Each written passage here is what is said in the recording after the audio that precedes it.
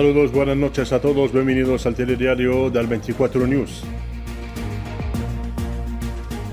La capital omaní Mascate acoge el próximo domingo una nueva ronda de conversaciones sobre el nuclear iraní, en medio de dos visiones antagónicas sobre el enriquecimiento del uranio. Más de 50 personas mueren en Gaza en ataques sionistas contra centros de distribución de ayuda humanitaria. La Asamblea General de la ONU acaba de adoptar en estos momentos un proyecto de resolución para detener la guerra.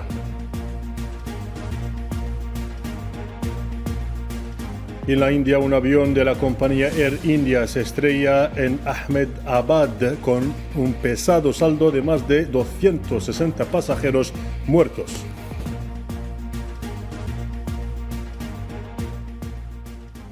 ¿Qué tal? Buenas noches. Abrimos el telediario de este jueves 12 de junio con el expediente iraní. Omán albergará el próximo domingo la sexta ronda de negociaciones entre Irán y Estados Unidos sobre el programa nuclear, es lo que anunció el ministro omaní de Asuntos Exteriores, Badr al-Busaidi. El encuentro se dará en un contexto de fricciones entre Washington y Teherán. Teherán, que ha rechazado la propuesta de Washington para un acuerdo, la cual calificó de inaceptable y deficiente en cuestiones clave, anunciando la elaboración de una contrapropuesta en la cual reafirmará su derecho soberano al enriquecimiento de uranio y al uso de la energía nuclear con fines pacíficos.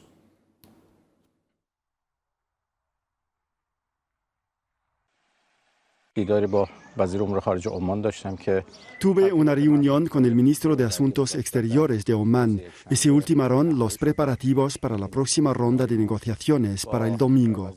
Nos estamos preparando para el domingo y para la próxima ronda de negociaciones entre Irán y Estados Unidos. Por supuesto, esta reunión se celebrará a la luz de la nueva resolución que ha aprobado la Junta de Gobernadores. Esta cuestión añade complejidad al debate, pero en cualquier caso, estaremos en Mascat para defender los derechos del pueblo iraní, las posiciones de principio de Irán y los logros nucleares de los científicos iraníes.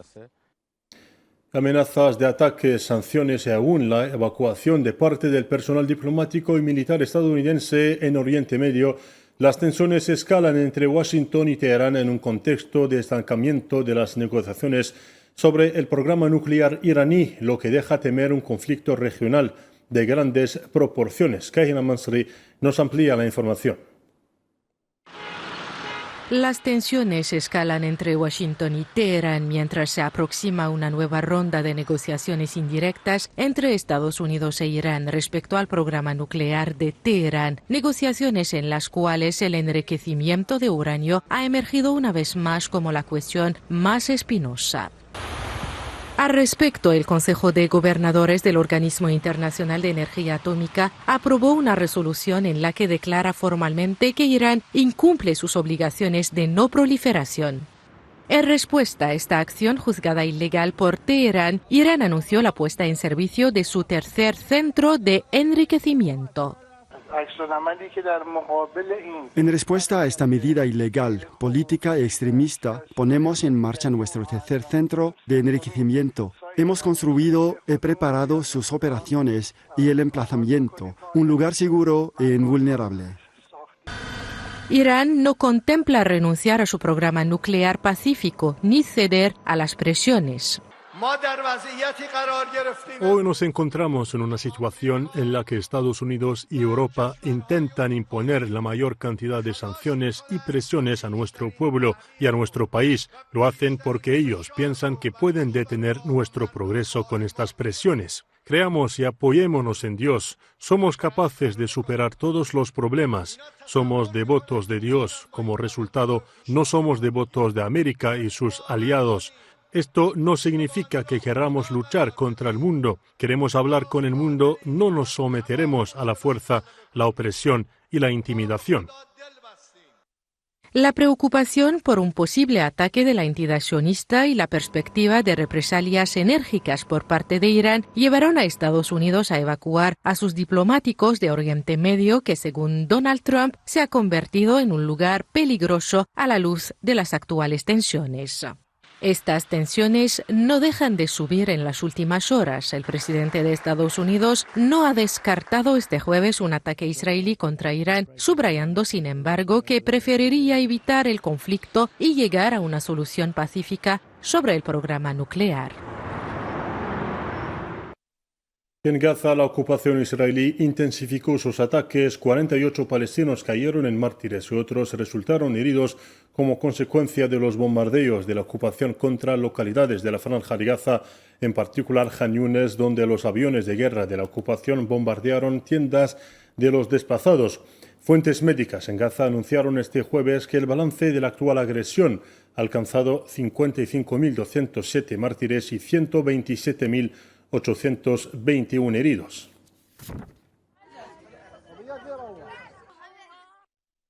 El Ministerio Palestino de Sanidad en la Franja de Gaza dio a conocer que 21 palestinos cayeron en mártires y más de 294 resultaron heridos desde la mañana como consecuencia de los ataques de la ocupación contra civiles en las zonas designadas para la distribución de ayuda humanitaria en Rafah. En un comunicado, el Ministerio anunció que el número total de mártires que cayeron en los ataques contra los centros de distribución de ayuda ascendió a 245 mártires y más de 2.152 heridos.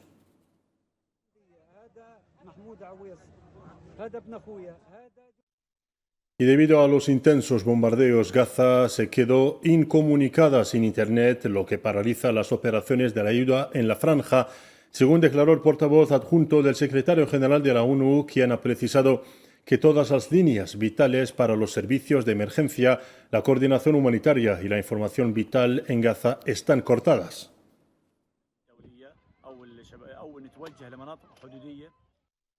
Siempre en Gaza, el Ministerio de Sanidad gazatí ha advertido de la grave escasez de unidades de sangre a la que se enfrentan los hospitales del enclave debido al creciente número de heridos y a la cada vez menor capacidad de los palestinos para donar sangre a causa del bloqueo y la desnutrición.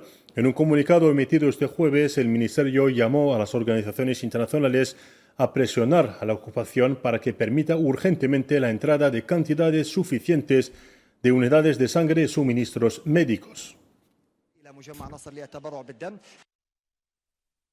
Los hospitales de la Franja de Gaza se enfrentan a una grave y peligrosa escasez de unidades de sangre debido al continuo aumento del número de heridos, al actual bloqueo israelí y a la cada vez menor capacidad de los palestinos para donar sangre como consecuencia de la desnutrición y la falta de productos de primera necesidad. Llamamos a las organizaciones internacionales, humanitarias y de la ONU para que intervengan de inmediato y presionen a las fuerzas de ocupación para que permitan la rápida entrada de cantidades suficientes de unidades de sangre y suministros médicos relacionados. Llamamos a la comunidad internacional y las organizaciones de derechos humanos para que asuman sus responsabilidades morales y humanitarias y actúen urgentemente para salvar la vida de cientos de pacientes y heridos.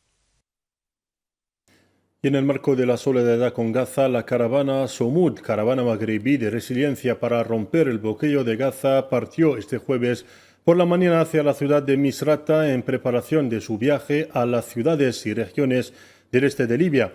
La coordinación de la acción conjunta por Palestina dijo en su página de Facebook que el Consejo Municipal de Misrata y el Comité Superior de la Campaña Libia de Ayuda al Pueblo Palestino llamaron al pueblo de Misrata a participar en la recepción popular del convoy que cuenta con más de 1.500 personas que se dirige a romper el asedio a Gaza en apoyo a la resiliencia del pueblo palestino y en apoyo a su justa causa.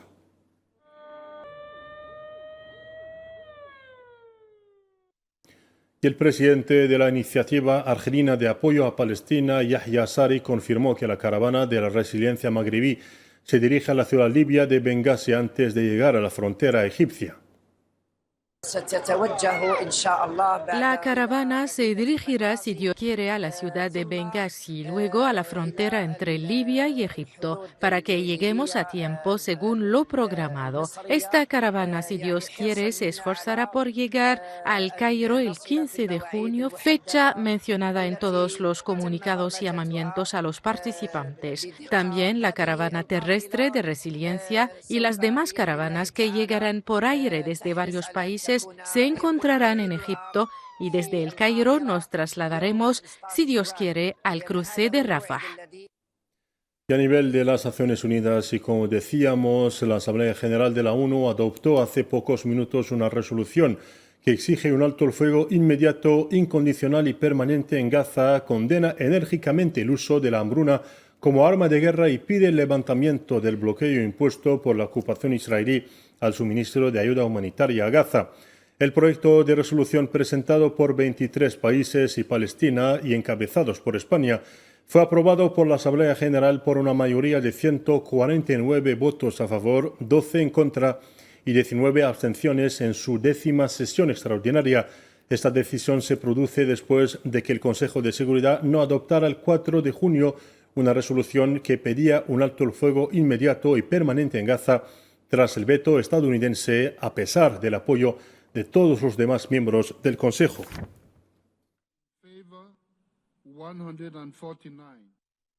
Actualidad en Libia, el presidente del Consejo Presidencial del país, Mohamed El Menfi, se reunió ayer miércoles por la tarde con la jefa de la misión de apoyo de la ONU en Libia, Hannah Tete, para tratar las últimas novedades en materia de seguridad en la capital Trípoli y los esfuerzos nacionales realizados para consolidar la calma y la estabilidad. En esta ocasión, la enviada especial de la ONU a Libia, Hannah Tete, reafirmó el apoyo de la ONU a los esfuerzos por reforzar la seguridad y consolidar el alto el fuego en Libia, según un comunicado emitido por el Consejo Presidencial libio. Actualidad sobre la guerra en Ucrania. Rusia y Ucrania intercambiaron prisioneros de guerra este jueves, según informó el Ministerio de Defensa ruso, sin precisar cuántos prisioneros habían sido intercambiados por cada parte. Se trata del tercer canje de presos desde que Kiev y Moscú acordaran un intercambio a gran escala de presos de guerra y los restos de miles de soldados fallecidos durante las conversaciones celebradas. Acuerdo celebrado durante las conversaciones en Estambul a principios de este mes.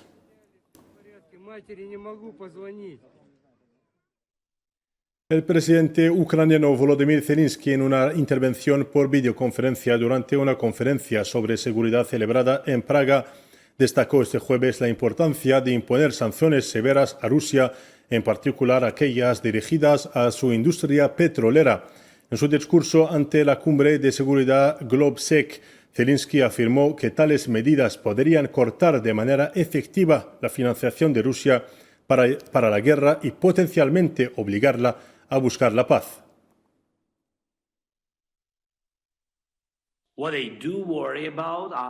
Lo que realmente les preocupa son las sanciones severas, especialmente las que afectan al petróleo ruso, incluido un nuevo límite de precios. Eso es lo que realmente les amenaza, porque podría cortar su financiación para la guerra y obligarles a buscar la paz. El secretario general de la OTAN, Mark Rutte, y los ministros de Asuntos Exteriores europeos fueron recibidos por el ministro de Asuntos Exteriores italiano, Antonio Tajani, en Roma este jueves, antes de las conversaciones centradas en Ucrania. Con este motivo, el secretario general de la OTAN reafirmó la necesidad de reforzar la seguridad del bloque frente a lo que describió como agresiones rusas, subrayando el apoyo de la alianza a Ucrania. Hoy tenemos mucho que discutir, por supuesto, cómo garantizar que Ucrania se mantenga lo más fuerte posible, capaz de defenderse y hacer todo lo que esté en nuestra mano para lograr una paz duradera y sostenible en Ucrania frente a esta agresión rusa no provocada que aún continúa, pero también debatir cómo podemos garantizar la defensa del territorio de la OTAN no solo ahora, sino también dentro de 5 y 10 años, asegurándonos de que contamos con los fondos necesarios, pero también con la producción industrial de defensa.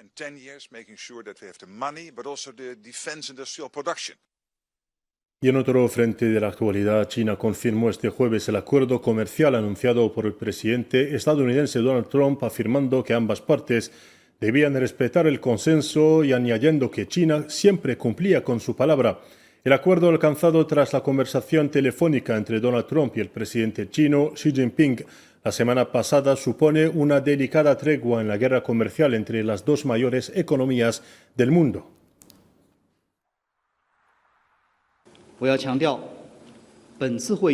Ambas partes alcanzaron un acuerdo de principios sobre el marco de medidas para aplicar el importante consenso alcanzado por los jefes de Estados el 5 de junio y consolidar los resultados de las conversaciones económicas y comerciales de Ginebra, y lograron nuevos avances en la resolución de las preocupaciones económicas y comerciales de ambas partes.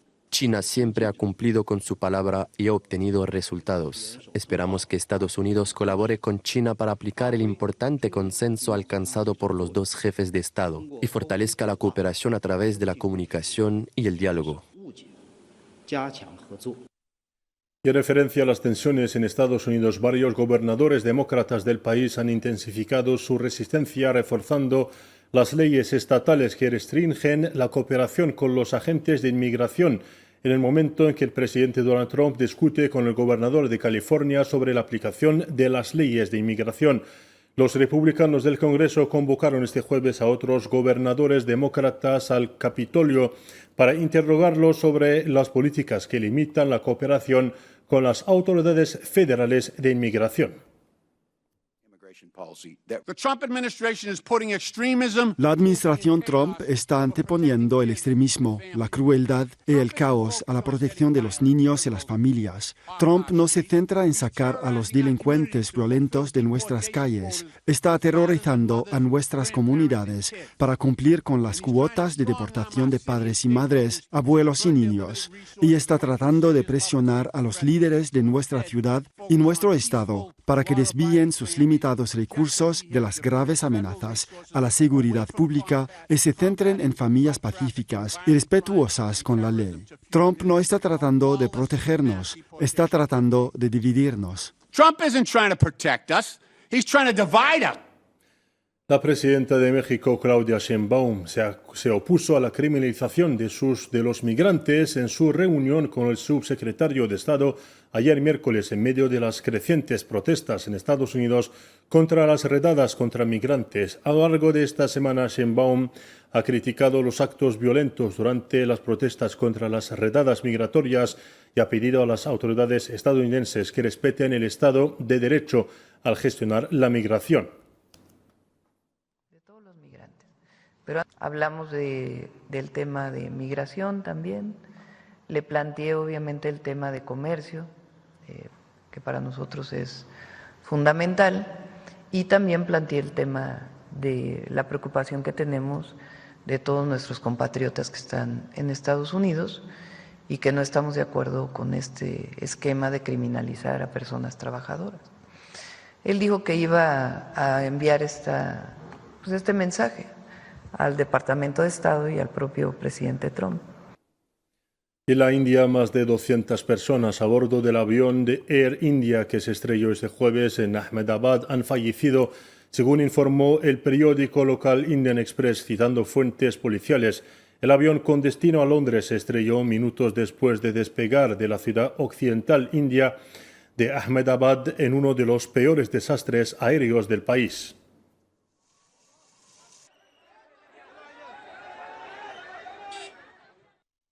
Y como en las películas de ficción, un pasajero del avión estrellado de Air India sobrevivió al accidente y recibió la visita del ministro del Interior indio, Amit Shah. Según la policía, el pasajero contó a los medios de comunicación indios que había oído un fuerte ruido poco después del despegue. Para terminar, hablemos de gastronomía argelina. El libro El Cuscús, Raíces y Colores de Argelia, la última obra de Yasmina Sellam, fue seleccionado para la final del prestigioso concurso internacional Gourmand World Cookbook Awards 2025, que se celebrará en Lisboa, capital de Portugal. Publicado por la ANEP, este libro destaca la riqueza cultural del cuscús argelino. Es un orgullo para mí que mi libro sea finalista en este gran y prestigioso concurso mundial. Es un concurso que existe desde hace 30 años y recompensa los libros y la literatura gastronómica en el mundo. Todos los países están representados. En el 2023 gané un premio y este año con mi libro sobre el cuscús, mi libro es finalista. Mon livre est finaliste. Y con esto llegamos al fin de nuestro informativo. Gracias por su atención y hasta mañana.